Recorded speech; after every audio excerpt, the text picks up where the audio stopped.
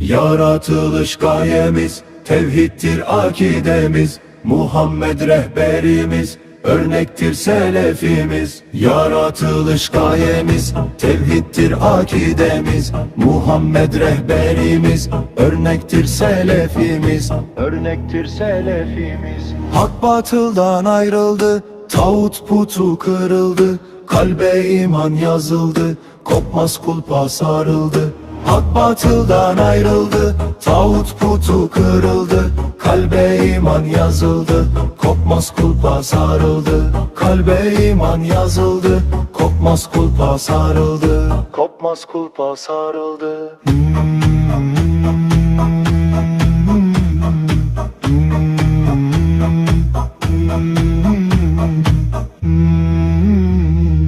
Din istismar edildi, batıla hak denildi, demokrasi dinine insan kurban edildi. Din istismar edildi, batıla hak denildi, demokrasi dinine insan kurban edildi. İnsan kurban edildi. Hak batıldan ayrıldı, tağut putu kırıldı, kalbe iman yazıldı, kopmaz kulpa sarıldı. Hak batıldan ayrıldı, tağut putu kırıldı, kalbe iman yazıldı, kopmaz kulpa sarıldı. Kalbe iman yazıldı, kopmaz kulpa sarıldı. Kopmaz kulpa sarıldı.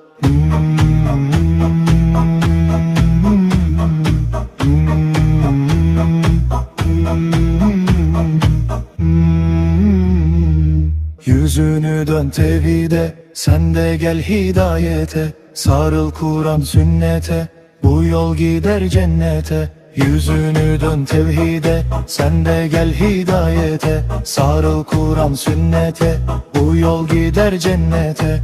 Bu yol gider cennete. Hak batıldan ayrıldı, tağut putu kırıldı, kalbe iman yazıldı, kopmaz kulpa sarıldı. Hak batıldan ayrıldı, tağut putu kırıldı, kalbe iman yazıldı, kopmaz kulpa sarıldı. Kalbe iman yazıldı, kopmaz kulpa sarıldı. Kopmaz kulpa sarıldı. Hak batıldan ayrıldı, tağut putu kırıldı, kalbe iman yazıldı, kopmaz kulpa sarıldı. Hak batıldan ayrıldı, tağut putu kırıldı, kalbe iman yazıldı, kopmaz kulpa sarıldı. Kalbe iman yazıldı, kopmaz kulpa sarıldı. Kopmaz kulpa sarıldı.